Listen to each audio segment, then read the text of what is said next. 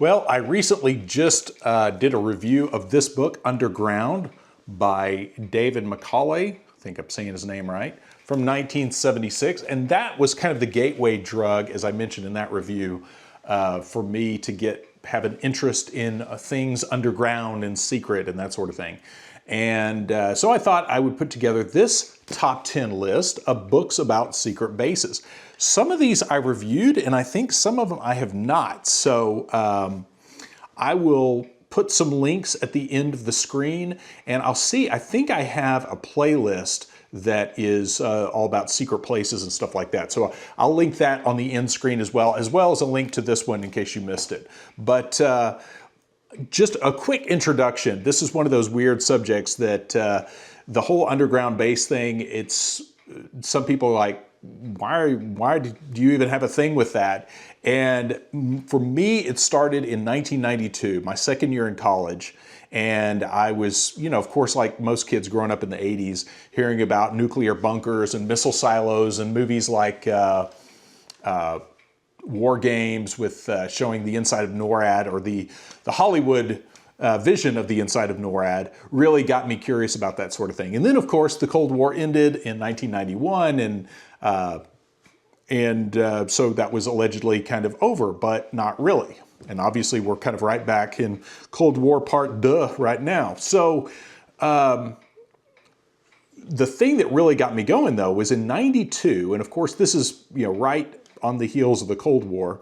I was going to college in West Texas, and I had heard several of my friends that had grown up out in West Texas talking about abandoned missile silos and exploring some of these old bunkers they would find. And I thought, that's crazy, something that significant, like just being abandoned. And so I kept bugging my friends about it. And finally, a friend of a friend introduced me to this guy who had built his house on one. And this, of course, he would have probably built his house sometime in the 80s, and was kind enough to take me out into his house and take me for a tour of this old Atlas silo. And it was the most mind-blowing thing. Of course, this was pre-internet, didn't have the ability to just look this stuff up. So going into this guy's house, and then he opens up what looks like an industrial steel door on looks like a pantry in his kitchen, but instead you open it up and it's a stairway that just goes down and down and down into this bunker. And he takes me down and into this place. And of course I brought my camera along and got some good pictures of it. But seeing this really broke my mind, of seeing this very obviously advanced for its time, concrete structure with these huge blast doors, and then to think this was all abandoned on the open real estate market, something that was made for millions and millions of dollars in 1960s dollars.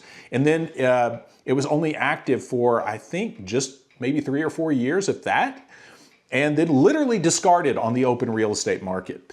And now this guy's got his chickens and dogs running around on the top of it.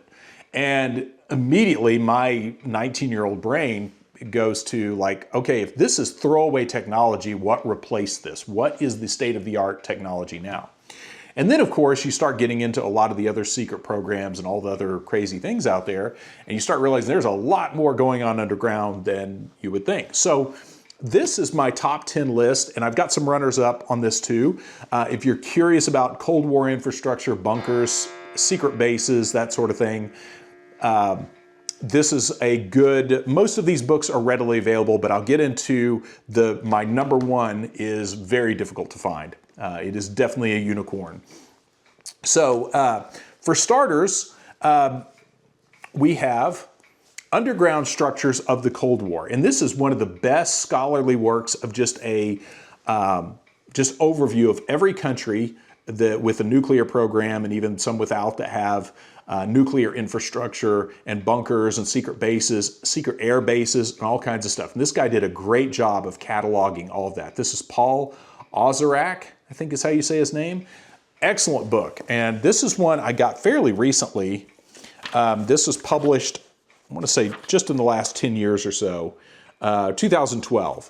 So excellent book. And of course, I've marked it up accordingly. Switzerland, of course, that's another one of those things that my dad went on a business trip to Switzerland back in 1981.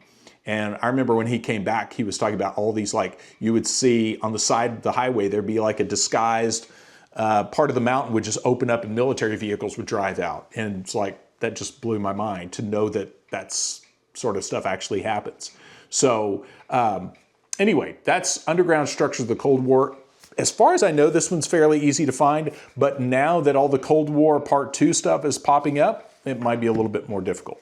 Now, this is another similar one. This is Secret Underground Cities, and this is all about British ammunition facilities and ammo depots built during World War II.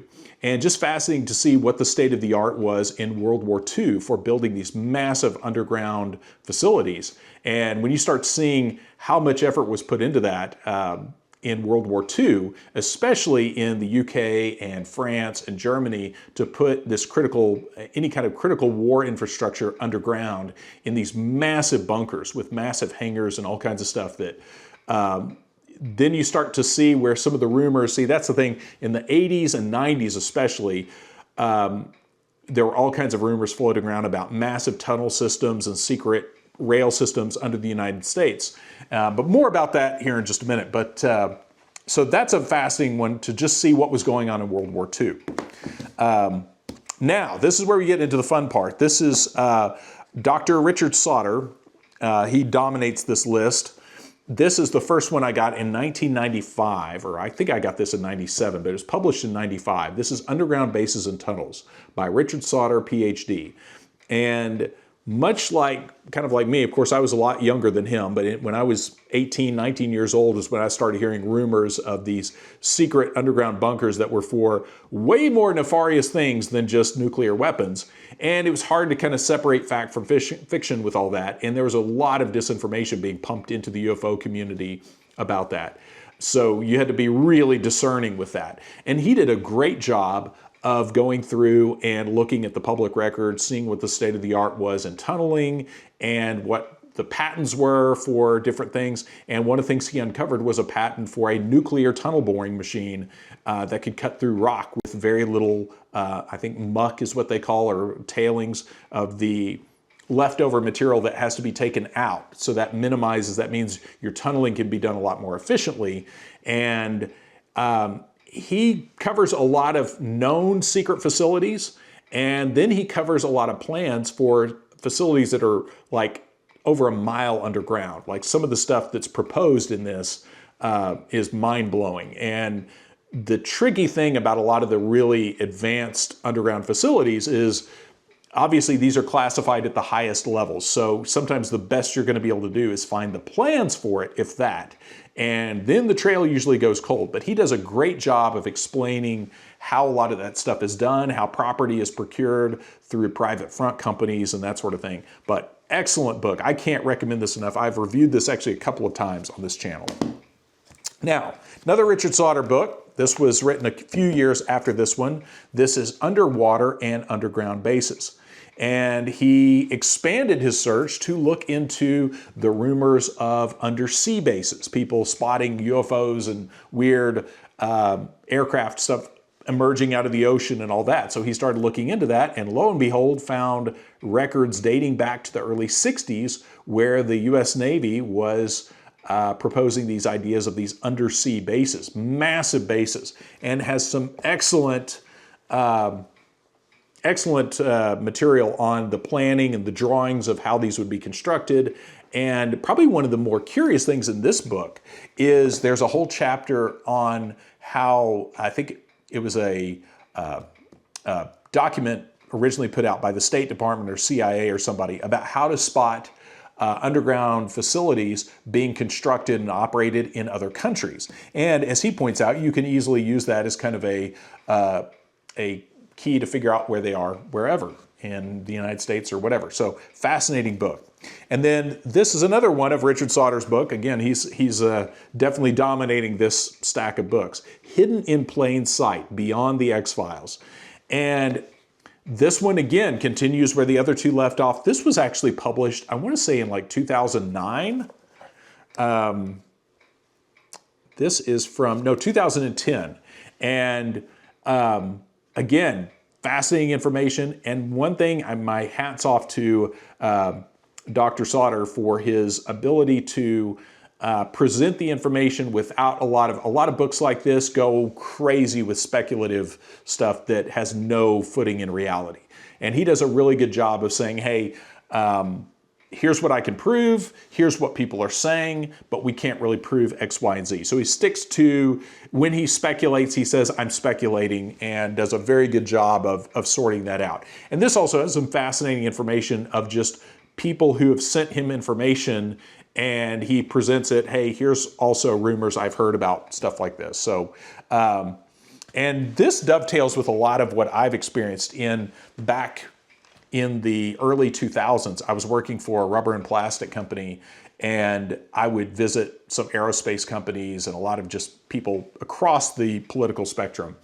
And I met a guy who has since passed away, but one time he was visiting my shop, and we pulled up Google Earth, and he showed me all kinds of stuff. And I wish I still had all the things that he had pointed out. I tried to mark everything I could, but it's amazing some of the people that will open up to you if you don't sound too nutty. So I guess I don't sound too incredibly nutty, but anyway, this is Dolce Base by Greg Valdez, another one that I've reviewed elsewhere on the channel. This is all about speculation about whether or not there is or is not an underground base in Dolce, New Mexico. And this is written by Greg Valdez, who is the son of the late Gabe Valdez, pictured on the cover. And excellent book about a lot of the weird phenomenon and weird stuff that was reported in Dolce, New Mexico back in the 70s, 80s, and early 90s, and his father's investigation of those weird activities. And it's unfortunate, he used to have a companion website to go with this book that had a lot of the documents and high resolution pictures and stuff. And I think that website is now down, but still, if you can find a physical copy of the book, it is well worth it. I think now you can get the Kindle copy for free, but finding an actual physical copy of this is very difficult. And this actually is signed to yours truly. So I'm one of the lucky guys that got a signed copy. But excellent book. And again, this is one of those rarities in the UFO world of a book that really sticks to, here's what I can prove. And when he speculates, he says as much.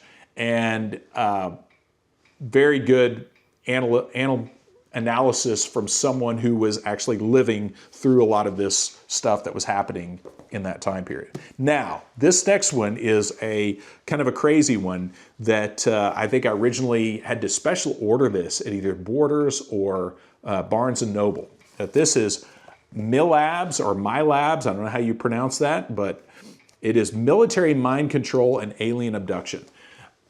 Short, quick read, fascinating book that was written by husband and wife, Dr. Helmut Lahmer and Marion Lahmer. And this was originally published in 1999.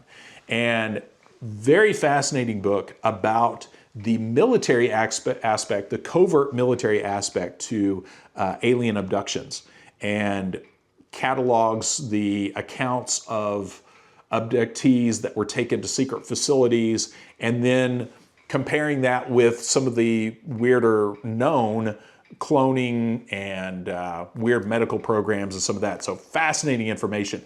And this guy is a German author. He and his wife are German authors, and I have one of his other books in German, but there's several of his books that unfortunately you just can't get in English. But I would love to get my hands on it because there's some excellent material in here about covert operations and secret stuff, and I think there's a reason it has not been translated over into English. And he dedicates this to the late Carla Turner, PhD. So anyway, very good book, and I've got a review of that elsewhere, so definitely check that out. But most critically on this, the most interesting thing about that is just the way he explores the military component to alien abductions, because that's one of those weird areas where you have a lot of abduction authors that have written about alien abductions have kind of sanitized a lot of those accounts and removed parts of people's accounts where UFO abductees have said, oh yeah, and then, you know, people in military uniforms shoved me in a white van and took me off. And we'll take that part out and just keep the part in where you're flying in a spaceship. So things like that are really interesting because, again, that's where you get into how much of this is covert military operations being disguised as other things. So now, this one is going to seem like an odd one in this stack, but it is still interesting. And this is, I think, still available on Amazon. So MX Missile Basing. And this is from September 1981. And this is all about, I think this is for the US Congress, that is all about the different proposals for these different missile basing strategies in the very early 80s. And some of these are very elaborate, like one involving hundreds of miles of tunnels across the Southwest and positioning missiles underground where they would tunnel out and then launch. And this I bring up because there's rumors that this program might have been cover for another program. So that involves something even more secret. But fascinating to actually read some of the actual technical literature from the US government on that. And I had a friend years ago, and I don't know we've since lost touch. I don't know where he's at now, but his dad worked for an aerospace company in New Mexico. And they were hiking in the mountains around Las Cruces, I think it was. And he said, his dad said, these mountains are full of missiles. And just, that was that.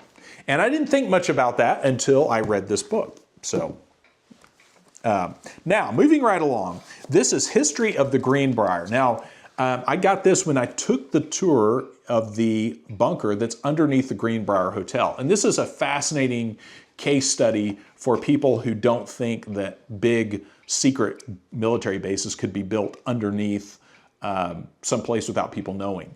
If you ever get a chance, if you're ever in, I think it's in Virginia, I think it's right over the border with West Virginia and Virginia, White Sulphur Springs. This is a fascinating story of how this bunker was constructed. It was under a big resort.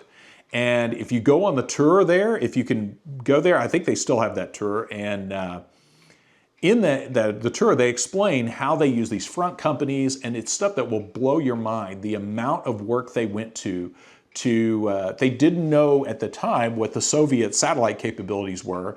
So they did a lot of tricks to hide the dirt. They raised an entire golf course to hide all the dirt they excavated to put this secret bunker under this resort. They used the dirt at night. They would take it over in dump trucks and spread it out over this entire golf course area. And they raised the entire golf course, this massive area, I think up like 5 or 6 feet, by moving all this dirt over. And they did that at night. And anyway, it's fascinating, fascinating story. And this, of course, a lot of this is about the Greenbrier Hotel, which, you know, is interesting history. But the real interesting part for folks like us is the, here you go. This is Project Greek Island. So that's, if you look it up, you'll see there's they had all these different front companies like the Forsyth Associates that helped them bring in different material to keep that place going. But that's just a fascinating thing to look into, just to see how a secret facility like that can be operated and kind of hidden in plain sight, as it were.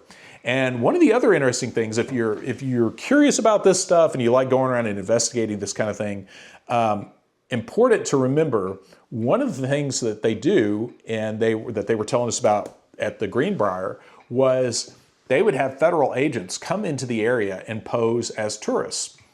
And these guys would come out fly fishing or whatever in the area, and they would try to talk to the locals and try to talk to some of the people that were actually working security in the base and try to get them to admit something about the base. And then if they did, they were cited with security violations.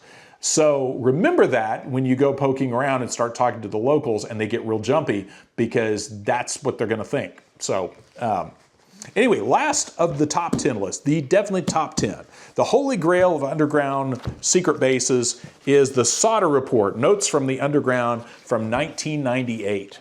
And this, I think I finally found this copy on eBay. And originally this was selling for about 75 bucks, but this is a massive volume of unclassified documents and geological studies about secret bases, all kinds of stuff in there. Pretty dry reading, but if you're like me and you're digging into all this stuff and you really want to figure out what all is going on, this is an excellent resource. And again, by the Richard Sauder of underground base fame, written by this dude right here.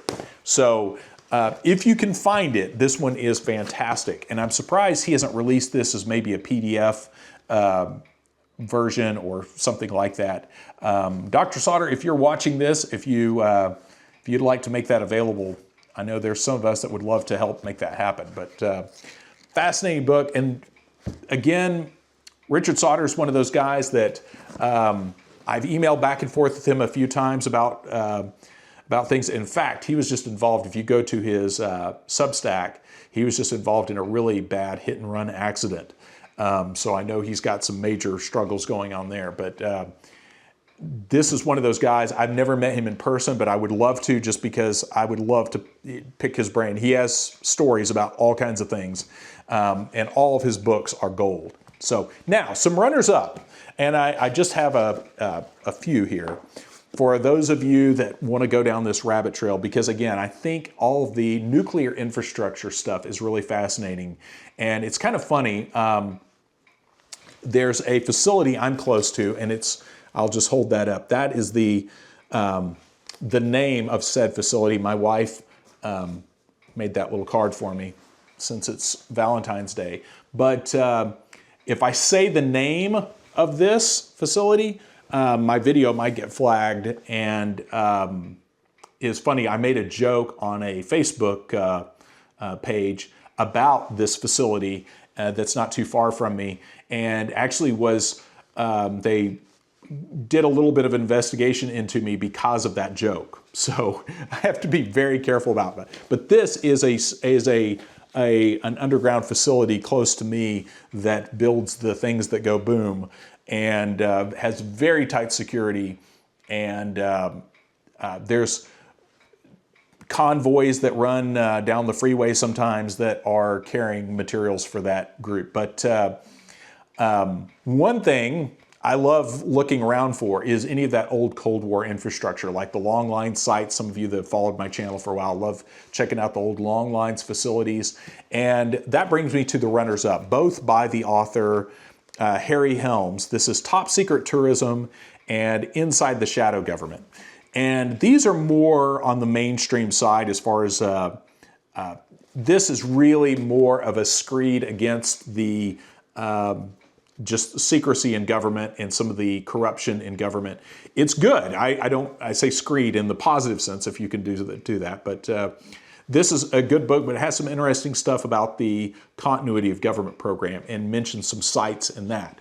And same thing with this. This is overall, some of the sites in this are pretty prosaic. There's not a lot of as secret of some of the stuff that's talked about in some of these books, but still fascinating information. So again, as a completist, as a guy that likes to have all of this stuff, I keep that around. And then last but not least, and I know I covered this the other night, this is Underground Biolab at Dolce.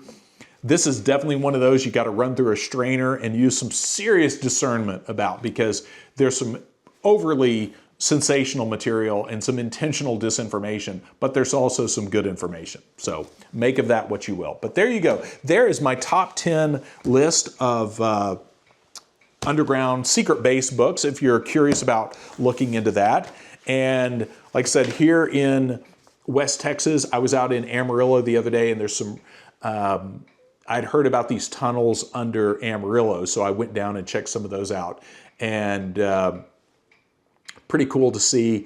I would be inclined to think somewhere in downtown Amarillo, there's probably a connection to some kind of older fallout shelter or some kind of bunker, because the proximity to this place would definitely make it a target for the boom boom things from other countries. So anyway, so I hope you enjoyed that. I hope that was a good, like I said, kind of a palate cleanser list from the last one that attracted all of the wrong attention. But hey, here we are. So thanks for watching, and hopefully I supplied you with some other interesting books. The only one on this stack that is probably bordering on impossible to find is this Dr. Sauder's The Sauder Report, Notes from the Underground. This is the kind of holy grail in this stack.